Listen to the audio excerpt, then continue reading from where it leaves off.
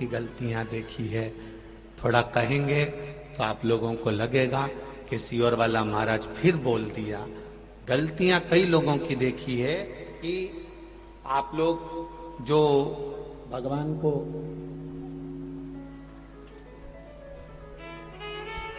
ये शिवलिंग, ये पीठिका, ये शिवलिंग है, ये पीठिका है, ये जलाधारी, ये पीठिका जो है जिस पे शिवलिंग रखा हुआ है, यह माता पार्वती जी का हस्त कमल।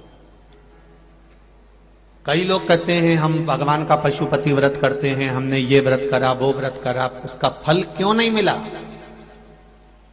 वो फल क्यों नहीं मिल रहा?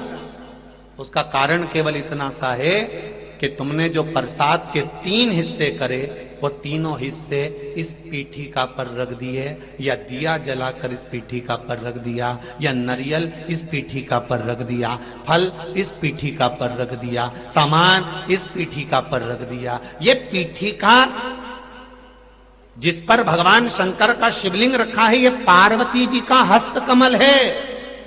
इसको अच्छे से समझ लो, ये माता जानकी जी का हस्त कमल है, माता पार्वती का स्थान है।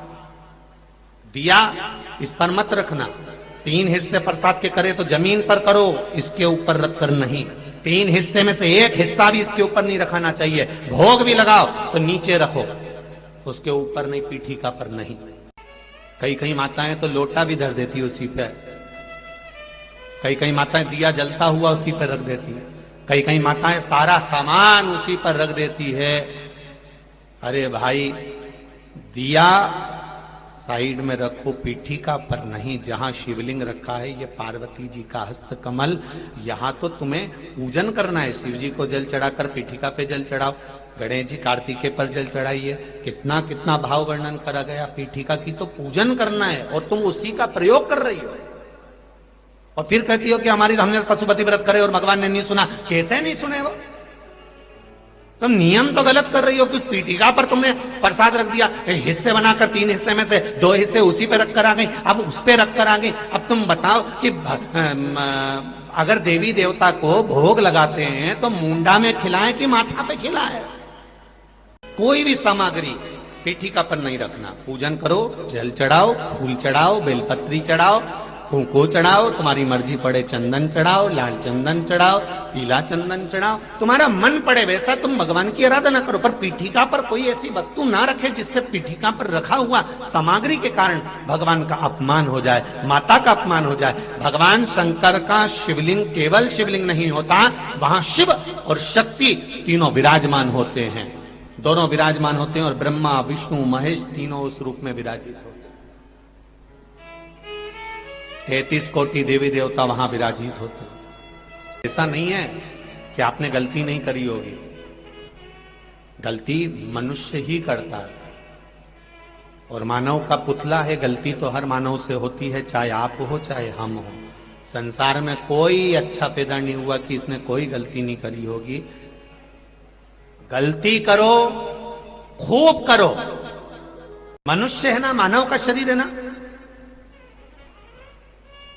कोई तुमसे कहे कि तुम गलती, तो कह देना सियोर वाला महाराज बोलकर कहा, गलती करो, खूब करो। पर शिव महापुराण की कथा कहती है, गलती करो, खूब करो, पर किसी का गलत मत करो। बस शंकर की कथा यह कह रही है। गलती करोगे चल जाएगा, ऊपर मुंह दिखाओगे माना जाएगा, गलती करोगे स्वीकार हो जाएगा। क्योंकि यह मनुष्य का शरीर है, ये गलती नहीं करेगा तो कौन करेगा? अपन कोई बहुत बड़े बहुत विद्वान तो है नहीं कि अपन गलती नहीं करेंगे। गलती करो, खूब करो, पर किसी का जिंदगी में गलत, जम के बोलो, मत करो। गलती स्वीकार हो जाएगी, पर किसी का किया हुआ गलत स्वीकार नहीं होगा। किसी को धक्का दे दिया, किसी के लिए अपशब्द कह दिया, किसी को ताने दे दिए, किसी को गाली दे दी, किसी का बुरा कर दिया। आप गलती करो तो ये शरीर स्वीकृत करेगा, पर गलत नहीं करना हमको कि उसके लिए हम गलत सोचें, उसके लिए हम गलत विचार करें। कोई आपको अगर अपशब्द भी कहे, आप उसके निर्णय का इंतजार करना। आप रुकना जरा, आप अपशब्द मत बोलना, आप उसके निर्णय का इंतजार करना।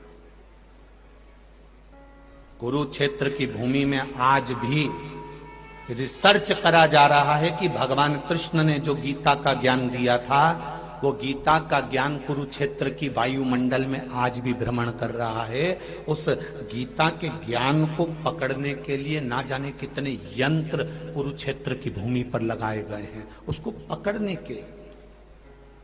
क्योंकि शास्त्र कहता है, भविष्य पुराण कहती है, अग्नि पुराण कहती है,